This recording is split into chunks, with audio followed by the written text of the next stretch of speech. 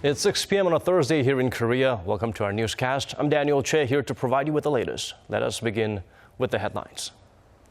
Dark clouds surround the National Assembly less than a month since it started a new term. Lawmakers are facing accusations of nepotism and graft, and already two prominent figures have called it quits.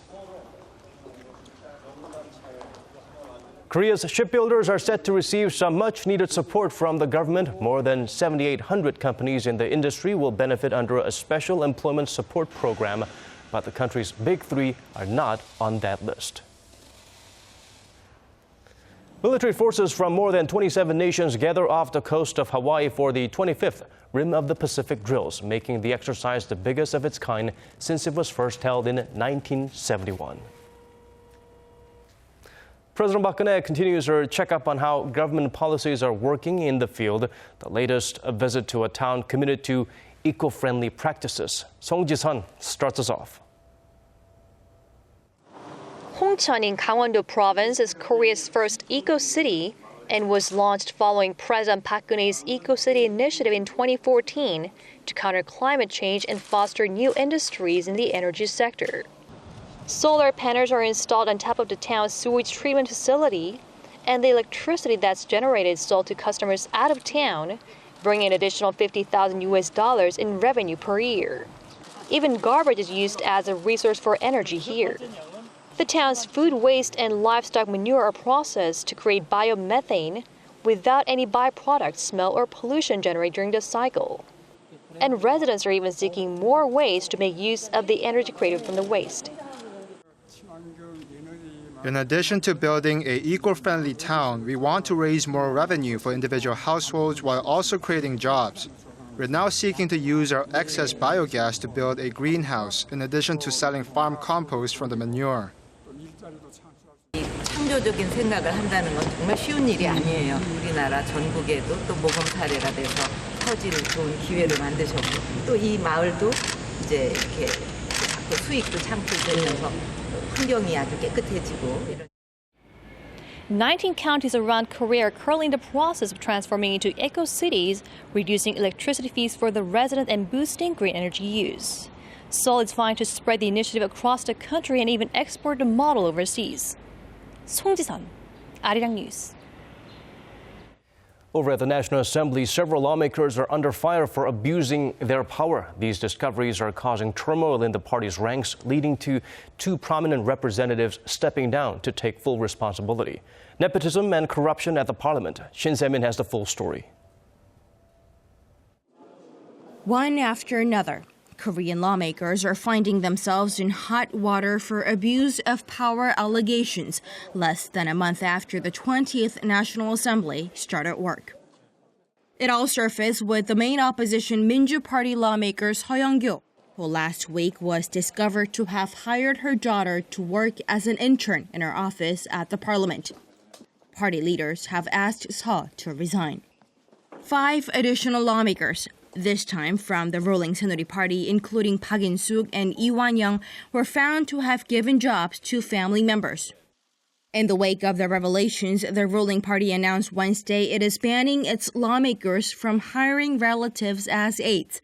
And the floor leader Chung Jin-seok said the party will screen all its lawmakers for questionable hiring practices, including nepotism, while reinforcing the party's ethics code.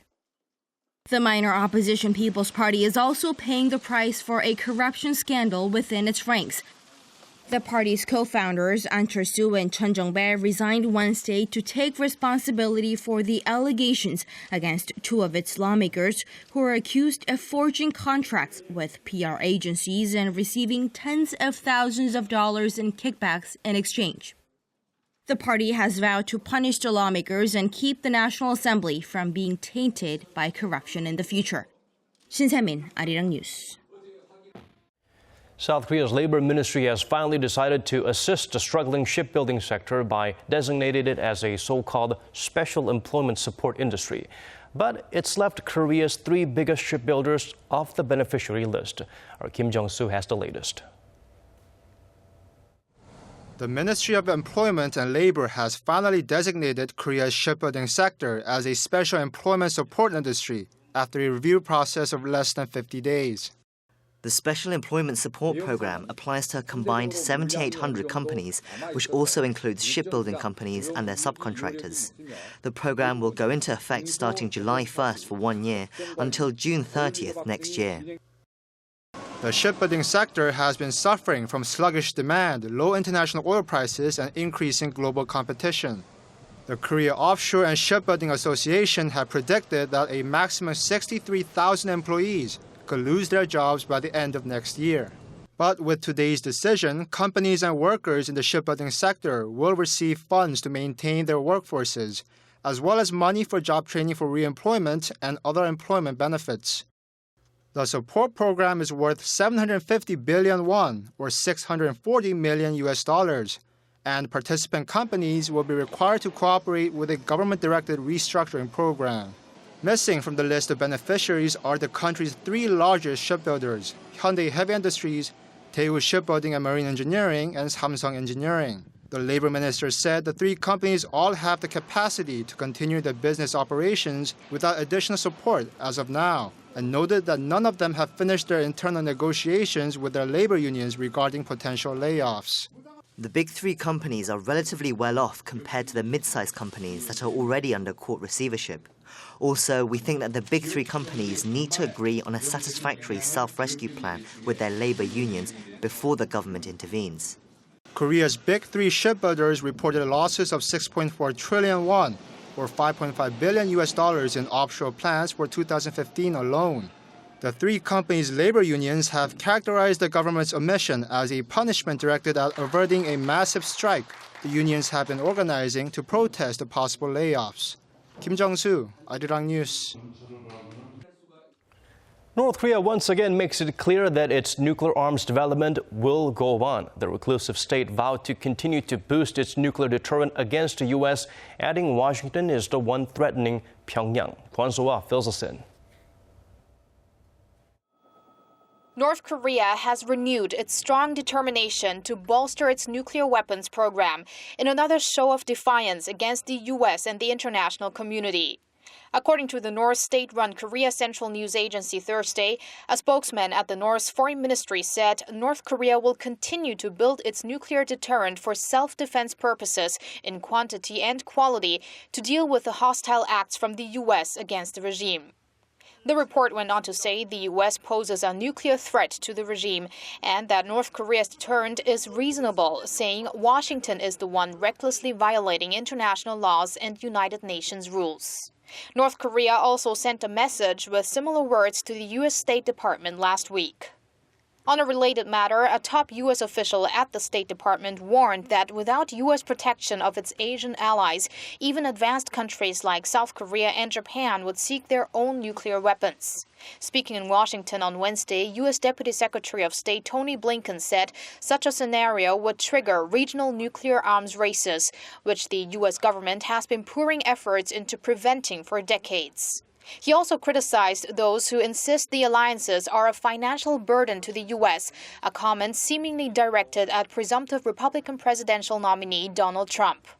Blinken said the world is safer for the American people by having South Korea and Japan under the U.S. nuclear umbrella. Kwon So-ah, Arirang News. And now to the coast of Hawaii, where the Rim of the Pacific naval exercise is getting underway. More than 27 countries will join forces to improve interoperability through the drills. Kim Yeon-bin gives us an introduction. The war games are on. The Rim of the Pacific naval exercise kicked off a 5-week run off the coast of Hawaii on Thursday. The biannual exercise has been held 25 times since 1971. But this year's series is the largest to date, with over 27 countries scheduled to participate. The exercise aims to increase interoperability among the participating nations and includes anti-ship, air, and submarine operations, as well as live firing drills. Korea has deployed 700 Navy personnel, along with 3 warships and 3 seaborne aircraft. 2 of the Korean warships are scheduled to fire their SM-2 anti-aircraft missiles for the first time during the drill. China is also participating in the drill for the second time. It's bringing 5 warships and 1,200 troops, making it the 3rd largest contingent behind the U.S. and Canada. After the exercise, Korea, the U.S., Japanese, and Australian navies will conduct separate search and rescue and anti-piracy operations. The Rimpac exercise is hosted by the U.S. Pacific Fleet and will run through August 4th. Kim Han-bin, Arirang News. Turning our sights to China now. In his visit to the country, Prime Minister Hwang KyoAhn meets Secretary Lee Kun-hee of the Liaoning province on Thursday. The two agreed to collaborate in the search for the remains of An Jung-geun, a Korean independence activist who fought against Japan's colonial rule in the early 1900s. The revolutionary was executed by Imperial Japan in 1909, and historians believe he was buried in that region, but the exact location has yet to be found. The Korean Prime Minister asked Secretary Lee to approve the use of ground-penetrating radar devices to locate the grave of the national hero, a request that has been ignored by the Chinese government back in 2014. Lee's response was positive this time, saying he will seek out a reasonable solution on the matter. U.S. President Barack Obama points to the Islamic State militant group as the orchestrator of Tuesday's terrible attack in Istanbul, albeit indirectly. He adds America is determined to fight the terrorist group. Lee Ji-won has more on Obama's adamant stance. U.S. President Barack Obama and the director of the Central Intelligence Agency have pointed to the Islamic State militant group, also known as ISIS and ISIL, as the most likely culprit behind the terror attack on Istanbul's Ataturk airport on Wednesday. At a press conference in Canada on Wednesday, Obama called the carnage an indication of how little these vicious organizations have to offer. He offered his condolences to the people of Turkey and said the U.S. intends to do what is necessary to prevent such terrible events. I had a chance to speak to President Erdogan earlier today to discuss with him not only how heartbroken we have been by the images of the injured and those killed, but also to reaffirm our strong commitment to partner with Turkey, with NATO, with the broad-based alliance that we have structured around the world to fight ISIL. Although ISIS has not claimed responsibility for the attack, CIA Chief John Brennan and U.S. lawmakers say the airport attack mirrors tactics previously employed by the jihadist group. At the Council on Foreign Relations on Wednesday, Brennan said that the latest attacks have the hallmarks of ISIL's depravity. In an interview with Yahoo News the same day, he noted the attackers were suicide vests, which he said complicates the strategy for preventing attacks carried out by a determined enemy. He also expressed his concern about their determination to kill as many people as possible and to carry out attacks abroad, and said he believes the group will keep trying to penetrate American defenses. The U.S. Department of Homeland Security said it is monitoring the situation and is prepared to counter any threats in the country. Lee Ji-won, Arirang News. The hottest story circulating on SNS was the death of Samsung Chairman Lee Kun-hee, following a swirl of rumors circulating on social media in Korea today. The conglomerate says the rumors are groundless. Our Oh Soo-young has the details. Korean conglomerate Samsung has denied local rumors about the death of Chairman Lee Kun-hee. A statement from the company denounced rumors circulating on social media that the business mogul had passed away, and that an official announcement from the company would be made on Thursday at 3 p.m. It was also said that his death had already been reported to the presidential office of Cheongwade. The speculation was circulating on social media networks, with investment communities anticipating a full leadership succession. Shares for major Samsung affiliates under the group's ownership structure jumped around noon, up 8% from the day before, when the rumour on the death announcement was dispersed. Samsung C&T closed almost 5% up from the day before. Samsung SDS was up nearly 4%, while Samsung Electronics rose 2%. This is not the first time that false claims have been made concerning Chairman Lee, after he was admitted to hospital 2 years ago following a heart attack. A similar incident in April last year caused Samsung stocks to fluctuate, leading to suspicions that the rumours were fueled by market manipulators to make gains from the rally. with the group having shot down the latest rumour as groundless. Korea's Financial Supervisory Service and Korea Exchange are investigating whether the rumours were spread with malicious intent to manipulate stock prices.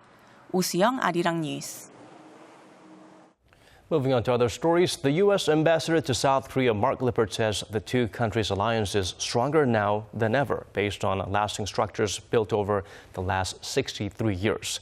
In an exclusive interview with Arirang News, he dismissed concerns that the outcome of America's presidential election in November could negatively affect the decades-old partnership. From the two countries' robust defense posture against North Korea and the diplomatic efforts to unify the other five parties in the long-stalled six-party talks, to his affection for Korean culture and the Korean people. You can watch the exclusive interview by our Moon Gon-young on Arirang's News Center tonight at 10 p.m. Korea time. That's 9 a.m. Eastern. An octopus or some sort of sea urchin.